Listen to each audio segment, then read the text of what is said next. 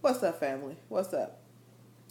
Um, what part of my brain told me today that it was okay to go and run some stairs? Run some stairs is what athletes do when they're trying to get in shape. When they're trying to build up some muscle. I don't know what they're trying to do. I wasn't trying to do none of that. But I gave somebody my word that I was going to go and run stairs with them, and here I go. They're athletes. This is what they do. They do this kind of stuff. I don't do this. I don't do. Mm-mm. But this was the thing though. She told me it's gonna be 20 minutes. 20 minutes, like that's nothing. Like, I've done 45 on the elliptical. I'm like a rock star, on the elliptical. So 20 minutes is nothing. So I thought. But I get out there and I'm going up and down the stairs, up and down the stairs. Now she done lapped me. Man, crazy. She laps me, but I'm still moving. And as I'm doing this, I knew in my soul that it was almost time to stop. Look down at my cell phone, and 3 minutes had passed. What? Crazy. So I'm all stopped up with sinus and allergies and everything. We outside making it worse, but I'm just going. And at one point, I was real tired. I said, you know what? Wisdom says to stop.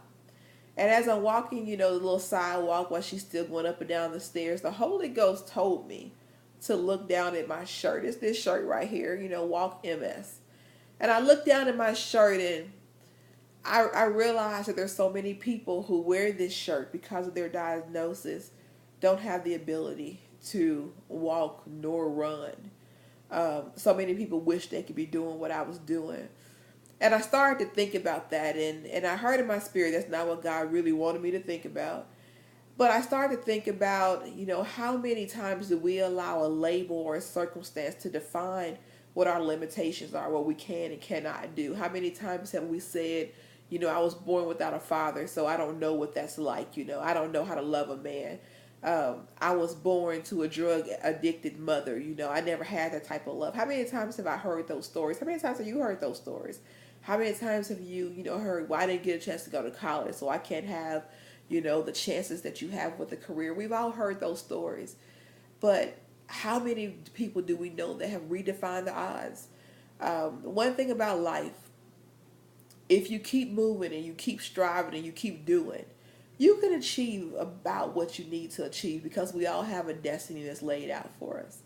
Um, Even running some stairs, there's some people that were meant that's their calling in life. It, Lord knows, Holy Ghost, in the name of Jesus, it ain't mine.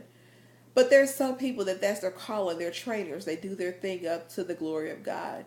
Um, but at the end of the day, after we've done what we've done, after we've given it our all, we have to remember that there's no label, there's no circumstance, there's no situation, no matter what it is, how bad it is, whether it's abuse, lies, scandals, whatever it is, no label has the ability to define you.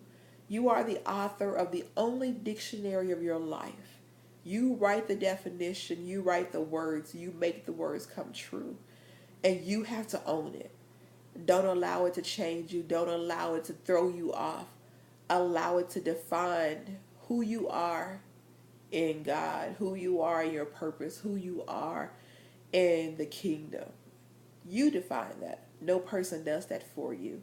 No person has a heaven or hell to put you in.